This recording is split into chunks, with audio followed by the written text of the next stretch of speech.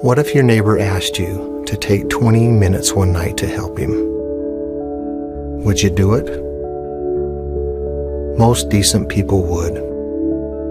But what if he asked you every night following, with no end in sight? Would you be willing to do it? At what point would helping become an irritant? When would serving your neighbor feel more like servitude? This is a story about Kathy, and it takes place over 3,000 nights, 7 days a week, 365 days a year. It has been going on for over 7 years, and it's changed the life of ordinary folk like me.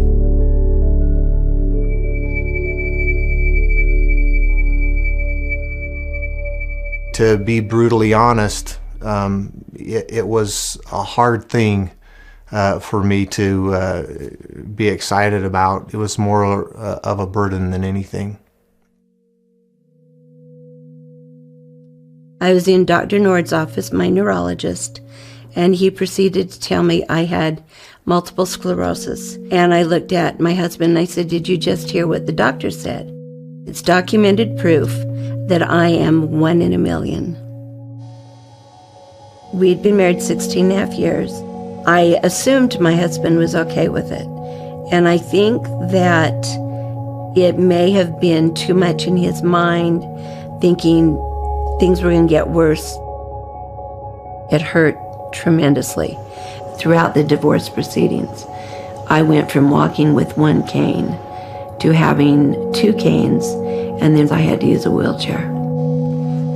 Kathy has lived in this home and in this neighborhood for a long time. In order to stay in her home, she had to have help getting in bed at night. She wasn't able to get out of her wheelchair and put herself into bed. Her boys carried the burden prior to us coming in full-time and lifting her into bed, and it just became a lot of work for her boys. They would come in the mornings and help her out of bed. We got together as friends, neighbors, and a church group. We told her that we were here and that we had 40 or 50 men who were willing to come in Every single night, night after night. Helping Kathy into bed itself, it's a little bit weird. It was awkward. You know, I'm kind of phobia around sick people. At first, I'm kind of like, I think that's why I was so stiff. And when they said, just toss her, I'm like, okay. And of course, we're not supposed to do it that way because she went about, halfway across the room and bounced in her bed. So it's not just throwing somebody in bed and saying, see ya. There's a process to it. 2 guys from the neighborhood arrive at the door. Get her mail, ring the doorbell. She yells to come on in. And she always wants to talk with you. Kathy will talk your ear off. Kathy knows how to talk. You can't have a short conversation with Kathy. You walk down the hall, down to her bedroom. get the bed ready. Pull off her slippers. You have to choose a side you want to be on. Each of us put a hand behind her back and underneath her legs, and we just lock wrists. And then lift straight up, move forward, and then dance around the chair a little bit. Try to gently set her into bed. And then the fun begins. She's very particular about how she has got to be set up in that bed. And then you have to sit Kathy up, move the pillows 100 different times, lay her back down. When it looks like she couldn't be more uncomfortable, that's when you got the thumbs up and everything was okay. And then the fun part starts of parking the motorized wheelchair. You make sure that she's got her phone. We position her canes so she can use them to reposition herself at night. She'll have her water, some pills. Make sure that the wheelchair's plugged in. Turn off the lights and lock the door. And you're done. We were approached that we would maybe have a 2 or 3 month assignment. I felt sympathetic to the situation, but I felt like, I've got other things I need to deal with. First of all, it's, I don't have the time. And How long can it last? When's the end? How long are we going to have to be doing this? Can't we get a lift in there? And at church, we would talk about this assignment, and it was the topic all the time. Largely brought up by me, by others in our group that were being asked to do it all the time. We all try to think of different ways that we could help Kathy get into bed without us having to come over every single night. It was a burden, to be honest. In those discussions, one person in particular said, I don't see an end in the foreseeable future. Even if we get her a lift, she can't put herself in the lift. That's not an answer to the problem. He said, if you're not willing to do it, and if there's those who are not willing to do it, I will do it myself every night if I have to.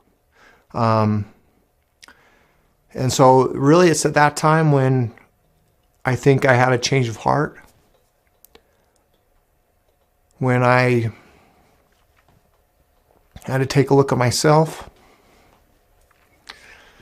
my own spirituality, my own conviction. I was nowhere near where I should have been, and I decided to change. I had a man in that kind of had the same attitude that I had, that this has got to be a quick thing and I've got other things and I'm busy.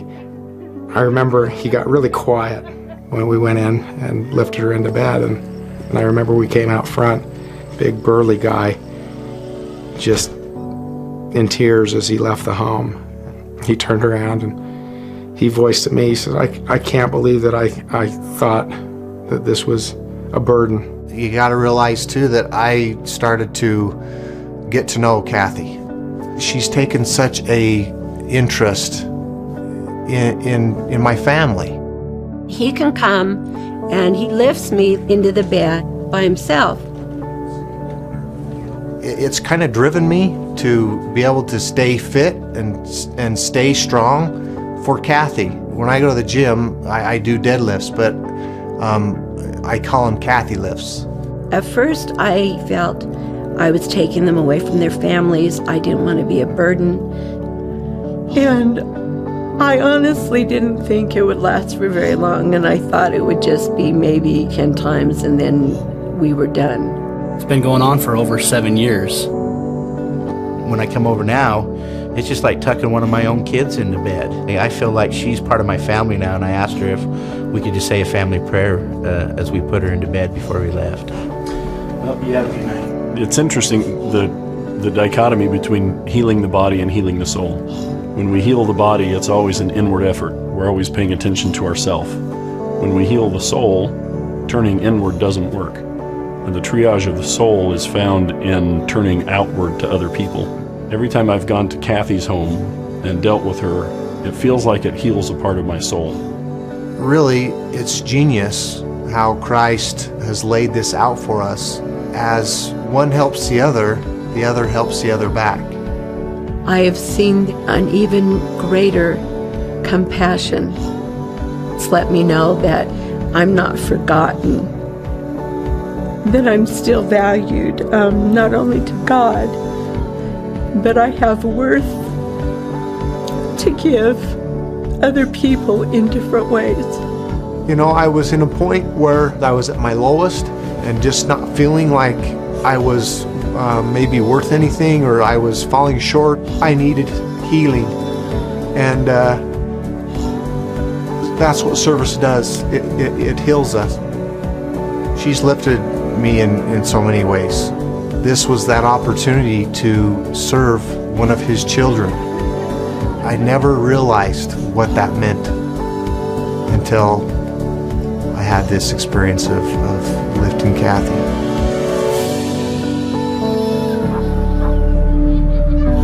The more we serve our fellow men in appropriate ways, the more substance there is to our souls.